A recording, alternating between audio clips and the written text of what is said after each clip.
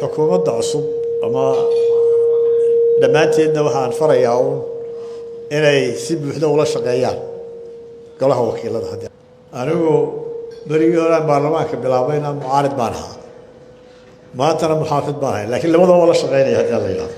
Dhammaan xildhibaanada albaabka iyagu wuu furan yahay. Waxaan shirguddoonka golaha wakiilada Somaliland iyo dhammaan mudanayaasha goloweynaha uga mahadnaqayaa inay soo ajiibeen arrimo sharafeedan aanu maanta halkan ugu samaynay. Guud ahaan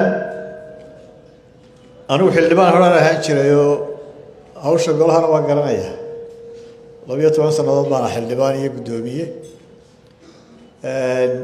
Waxaanu xukuumad ahaan iyo shakhsi ahaan madaxweynaha idiin xaqiijinaynaa inaanu diyaar u nahay inaanu goloweynaha iyo shirguddoonkaba la shaqeyno,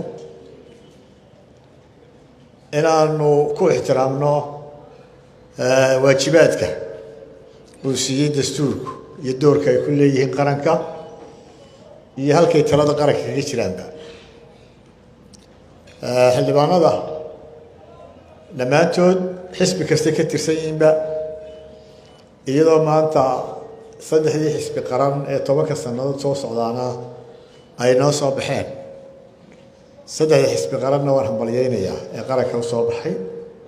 Golayaasha dhammaantood ama baarlamaanka Somaliland waa la shaqeynaynaa xukuumad ahaan, waa soo dhaweynaynaa mucaarid iyo muxaafidba. Anigu berigii hore baarlamaanka bilaabayna mucaarid baan ahaa, maantana muxaafid baan ahay, laakiin labadaba la shaqeynaya haddii la yidhaahdo. Dhammaan xildhibaanada albaabka iyagu wuu furan yahay dhammaantood, annagoon u kala eegin mucaarid iyo muxaafid. waan u mahadnaqaynaa goloweynaha qaranka. Dee hawl iyo waajibaad dastuurkiidu ku waajibiya u haysaan. intii aa qabateenna waa ku mahadsan tihiin. intaa qaban doontaana insha allahu waxaanu hareerahan idinka qaban doonaa, waa idinla shaqeyn doonaa haddii la yidhaahdo. guud ahaan wakti inta ka badan baynu kolleyba iyo munaasabado kaleba idinkoo xildhibaanaa iyo idinkoo shirguddoonaba waxaanu diyaar u nahay inaynu kulanno oo arrimaha qaranka ka wada hadalno.